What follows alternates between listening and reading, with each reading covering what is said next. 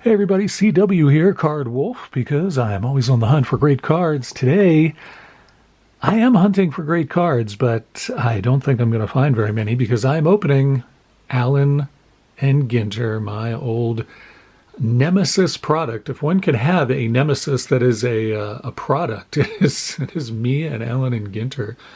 I like Allen and Ginter in concept, but in practice, I just get confused and frustrated when I open this product because there are so many cards in here that are not baseball players, and the people who are depicted on them are people I've never heard of before, but I guess people at Topps believe those individuals to be celebrities or somehow meriting notice on an Allen and Ginter baseball card. I don't know. The whole thing, it's vexing is what it is, and it's this. So this is a product I usually try to avoid, but I wanted to do a lot of baseball product this week because it is the start of baseball season on Thursday, and I thought it would be fitting. But there's just not a lot of new product that has come out over the last 3 weeks or so. Really, I've not seen anything exciting on the shelves that is a new product other than, I guess 2024 Top Series 1. But I've opened a lot of that on the channel, so I thought I'd open some other recent baseball product, and thus I met up with Allen and Ginter.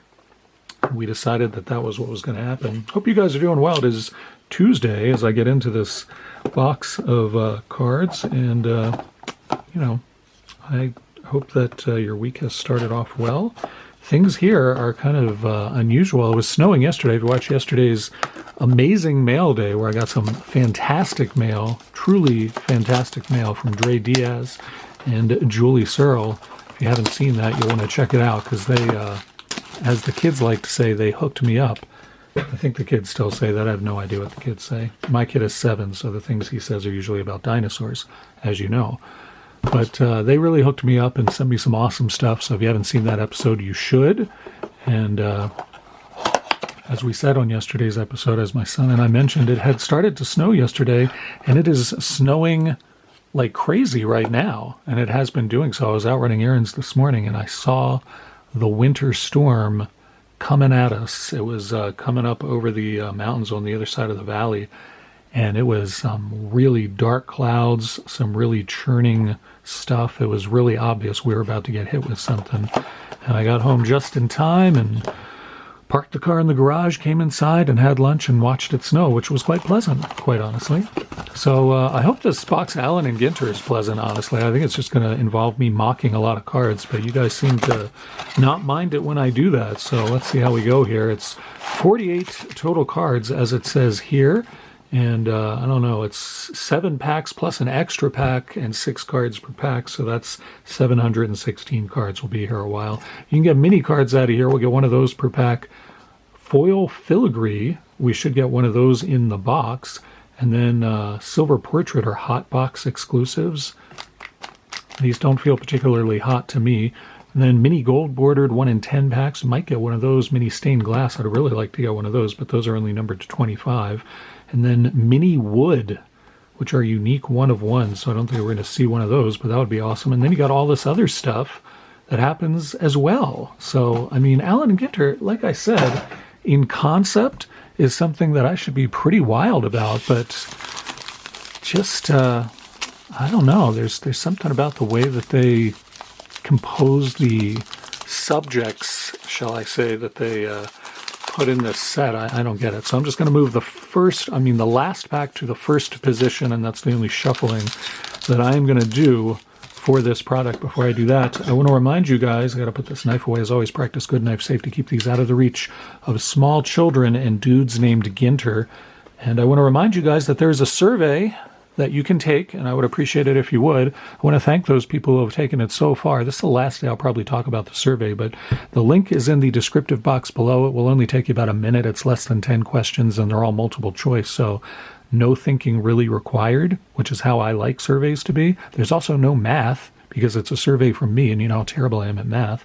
So it's really easy to fill out. It'll only take you a minute, and it will help a lot in terms of me knowing what you like to see on the channel. So it's only going to do good things for everybody involved. So if you have just a minute to spare, please do that. And I'll stop talking about it after today's episode. Well, I'll stop asking you to fill it out. I was thinking, you guys can let me know in the comments, actually. I was thinking of showing you the results of the survey, maybe on Anything Can Happen Day this week, and just kind of talking about why I asked some of the questions I did and what I learned from it and what it's, what it's all about. So maybe I'll do that. If you guys are interested to know, let me know in the comments. Tyler Glasnow starts this pack off now. And he looks, I don't know, he looks like he needs a haircut is what I think he looks like. But that's just me. I'm old-fashioned like that. Ricky Henderson, that's a good one. I'll probably wolf layer that as I don't have it. Ricky Henderson there. And Rasmussen, Rasmussen here who looks like a college ball player or a college football player. It's Bella Rasmussen, who made history in 2022 as the first female high school football player to score 2 touchdowns in a game, as well as the first to sign a name, image, and likeness deal. All right, well, I've never heard of her, but at least she is an athlete, so I'm not going to cut on that card. I'm going to say that's legit, and it's probably her first pre-rookie card, maybe. I have no idea. I've only just heard of her, but that's legit. I'll give that one a break.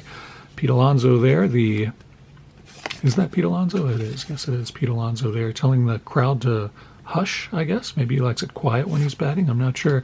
Here, our mini card is, of course, Kodai Senga, because Kodai Senga, if I open 2023 product, he is ubiquitous to that product. I always pull him, and of course, I would get one of his cards here. I don't know why anyone is surprised. I'm happy to see him. He's delighted.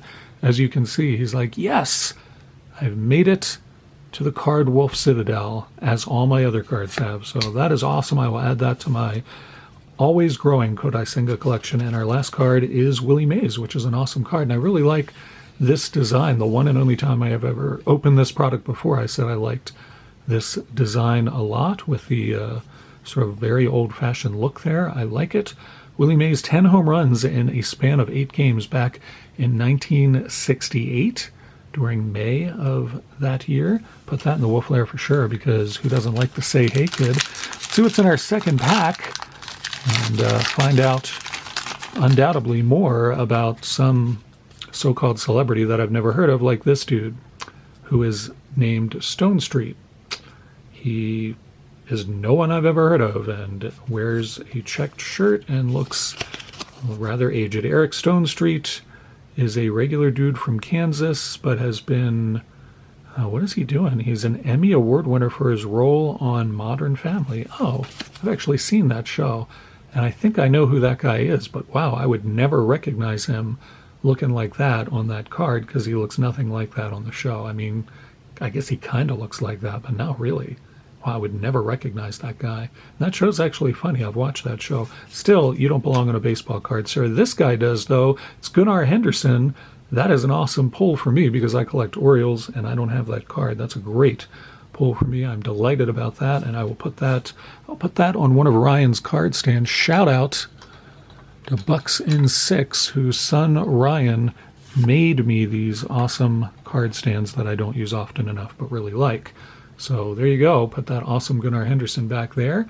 And then we got Anderson. Who is this? This is Tim Anderson of the Chicago White Sox. And rookie card of Thompson holding his glove up.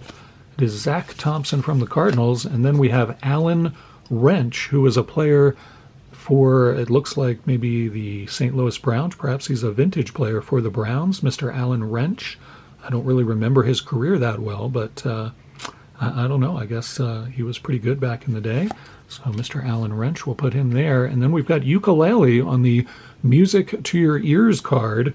Ukulele, that's actually a really pretty card. It's got the old gramophone down there and a nice acoustic guitar there of the, well, it's a ukulele. It's not an acoustic guitar, but in any event, it's a pretty card. I like it a lot. That's a nice one. All right, so that one counts. I've got a lot of stacks going on here. This is the illegitimate stack, and this is the mini stack, and then this is the regular card stack. And I'm going to scoot that over and put the inanimate objects, is I guess what I'll call this stack. The objects that are not human, we'll put in that stack, because we might actually get some animals or birds or something out of here, and those should go in that stack as well, in my opinion. Let's go to our next pack and see what kind of nonsense and craziness we get out of here. Is this Estuary Ruiz, as I like to call him? It is. I don't actually think that's how you pronounce his first name, but I've not heard it pronounced because I don't watch Oakland A's games usually. But in any event, if someone would like to phonetically spell it for me in the comments so I don't continue to make a fool of myself, I would certainly appreciate it. Wisniewski from the Cubs. It's Hayden Wesneski. And that is another rookie card, 2 rookie cards in a row. And here is Bell, who is a Major League announcer. Her name is Mandy Bell, and she does a podcast and some other stuff and doesn't belong on a baseball card. Gary Sheffield, who some people think should be in the Hall of Fame, I disagree. Our mini card is a black bordered parallel of Nolan Gorman, so that's pretty cool. He's a nice rookie prospect for the Cardinals. I like that one. And there's Hank Aaron. That's an awesome card to match the Willie Mays card that I pulled earlier. How great is that? Those two look awesome together. Love that. That certainly will go in the Wolf Lair as well. What did Hank do to get on this particular card? Looks like he did well in the 1957 World Series. Well, that's true. He did do well in the 1957 World Series. So let's check out our next pack of this blazer of a product. Do people still say that? I don't know if people still use that as some sort of superlative, but in any event, I'm using it now. This dude, Lopez, I don't even know who this is. As often is the case, it's Moises Lopez, affectionately known as Jordan, because he's a barber. That stack is for you, sir. Jazz Chisholm Jr., nice card there, and another non-baseball guy. Come on now, this guy is Mill, and he has some adornment here that, are those keys? I don't know what that is, but they're very large keys if that's what they are. I'll say that. Mill, who is this guy? Meek Mill, who has been influenced by DMX and Busta Rhymes. He has carved out a wildly successful career with his style of hip-hop. So you go in that stack too, sir. Nolan Gorman makes his return. We got his black-bordered mini, and we get his regular. He looks very noble in this picture. He looks like he belongs on some sort of, I don't know, coat of arms or something. He looks very noble there, like he's about to hand down judgment to the fiefdom or something. We got our mini card here. It is Xander Bogaerts with the Padres. Shout out to Shane at Shoebox Legends, who I know likes him. And here we've got Fun in the Sun Tanning, which will give you skin cancer. So that's awesome. Now, that's actually a pretty card. I do like the design here with the sort of old school woodblock print water there and the sun. That's actually a really pretty card. I don't do much tanning myself because I've already had skin cancer and I don't want it again, because I used to work at a peach orchard when I was a boy. Didn't wear a hat because I wasn't very bright, and the sun was. Let's go to our next pack and stop talking about my misspent youth, which I could talk about for hours and hours, and nobody wants to hear that. So let's see, we got Edmund here, another Cardinals. This is like a Cardinals hot box, which is not the kind of hot box I think that Allen and Ginter was talking about on their advertising there. It was not the kind of hot boxing that I used to do in my misspent youth. Edmund here is Tommy Edmund, and we got Zach Greinke there, who is Frowny Face. Frowny Face Zach Greinke. What's wrong, Zach? Come on now, buddy. You're a major leaguer.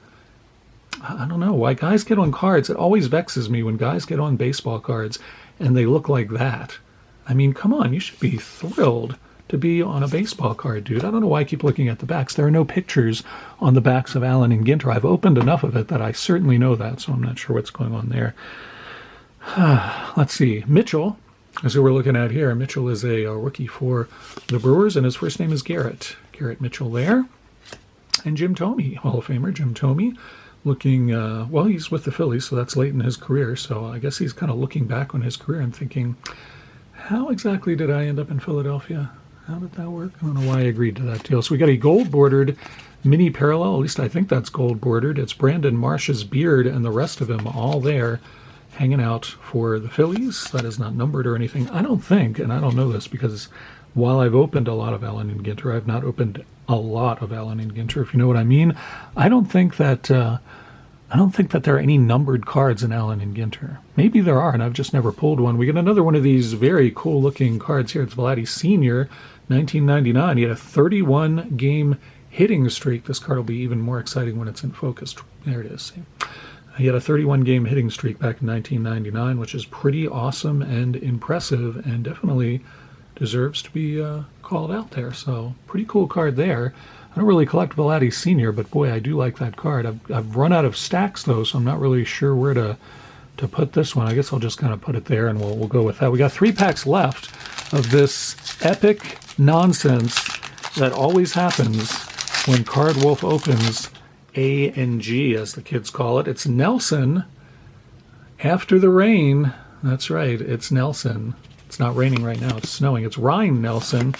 I don't think anybody else in baseball is allowed to have that first name since Ryan Sandberg retired. I don't think anybody else gets that name. I wonder if he was named in honor of Ryan Sandberg. Somebody should tell me that, who is a D-backs fan. Well, nobody's a D-backs fan, but if you know anything about this player, you can let me know if you know what he was named for. Ichiro there, one of my favorite players, actually. I like Ichiro a lot. I never talk about Ichiro because I don't really collect Ichiro cards, and in fact, most of the time when I get an Ichiro card, I give it away to Ken at God is Great, who lives in Japan and is a big Ichiro fan. But I really always liked Ichiro. I could watch Ichiro play baseball for like just, put it on just a highlight reel for hours and hours, and I could watch that. Ichiro, in my opinion, one of the greatest pure hitters to ever play the game, up there with the likes of Ted Williams, Joe DiMaggio, Rod Crew, people like that. Ichiro was an amazing, amazing player there. Like to see one of his cards. David Ortiz, and we got this dude who looks like he's holding a fish. Is that a fish he's got in his hand, or is he just happy to see me? I don't know. What's going on there? He's got something in his hand. It looks like a smiling fish, doesn't it? Maybe it's a Joker fish. That reference is only going to mean anything to anybody who watches Batman the Animated Series, and doubt any of you have ever seen that show, but his name is Montplaisir, so he's probably a French fisherman, which is just what we need on baseball cards. Who is this guy?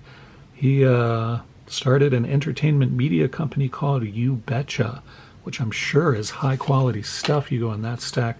Oscar Colas, rookie card, nice mini card of Mr. Colas. Put him over there, and then we get the Secretary Bird.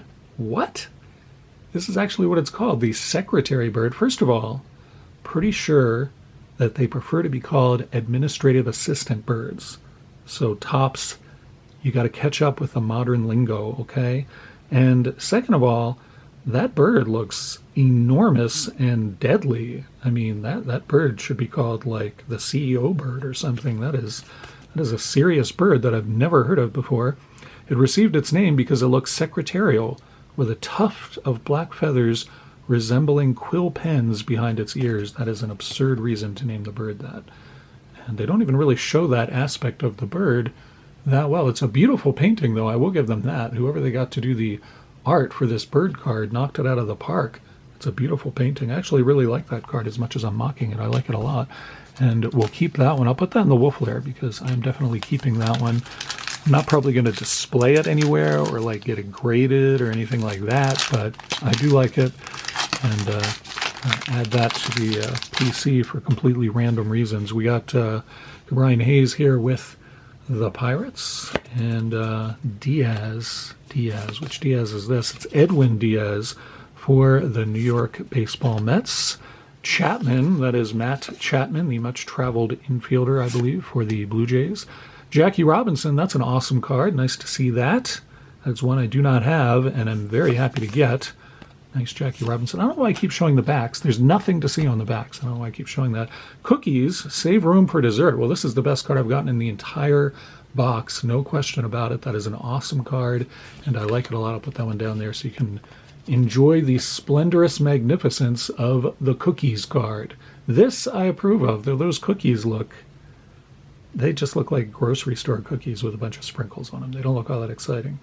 But nonetheless, the sentiment is one that I agree with. Who doesn't like cookies? I certainly like them a lot. I don't think this is going to fit on one of Ryan's card stands, so I'm just going to have Jiminy Cricket hold it in his left hand, but he doesn't want to. Come on, Jiminy. Who doesn't like cookies? Come on, dude. Come on. Jiminy. Really now? All right. That's what you get when you ask a cricket to hold a baseball card for you. You only see that here on the Card Wolf Network. It's pull holes and one of those pretty cards that I like. And we go to our last pack, and we are finally done with this excruciating episode that I'm sure all of you would like those 10 or 15 or, well, it's going on 20 minutes now of your life back, and I apologize for that. At least you guys can fast forward. I can't fast forward real life as much as I often try. It never works. And I try a lot. We got this guy, White, who I guess he's famous maybe for his receding hairline. I'm not really sure who this guy is or why he's famous. But if you're going to wear the sport coat, put on a tie. That's my rule. If you're going to get all gussied up with a sport coat, put on the tie too. It doesn't take that much longer, and it really makes a difference. That's my advice to you, Jeff White, who played a role on Yellowstone, which I've never seen. How do you guys feel about Yellowstone? I've kind of heard mixed things about Yellowstone. The main criticism of the show that I've heard, and that's kept me from watching it, is that none of the characters are likable, and I can't watch anything where none of the characters are likable. I've tried. It never works. I just get angry at the TV. So that's why I've never watched Yellowstone. You go over there, sir. You do not belong. Another Jackie Robinson? What? What is going on here? Is this some sort of alternate image situation? I didn't know that they did that in A&G. I thought that that was only something they did on other sets, but apparently we get two Jackie Robinsons. I wonder if they're the same number. Are these cards even numbered? Do they even number these? They're different numbers. So Jackie Robinson is so awesome. He appears twice in the set. I don't really have a problem with that, and I will keep both of those. There's is this Austin Riley? It is indeed Austin Riley of the Atlanta baseball team, and this dude Richardson, who I think I pulled before. Anthony Richardson. Yeah, I know who that is. Yeah, he's the Colts quarterback who may or may not get a shot.